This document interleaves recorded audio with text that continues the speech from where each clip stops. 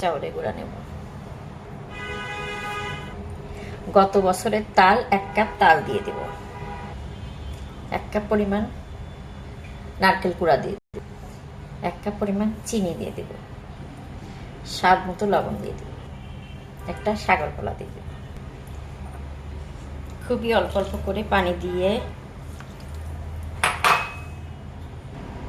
এটাকে আমি মাখাবো।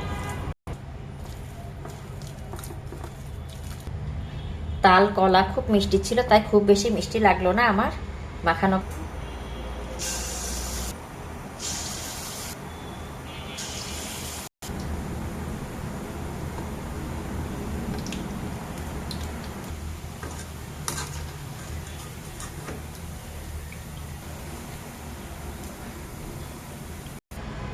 বন্ধুরা, আমার পিঠার বানানো তো হয়েও গিয়েছে, আমি খেয়েওছি, খেতে অনেক মজা হয়েছে।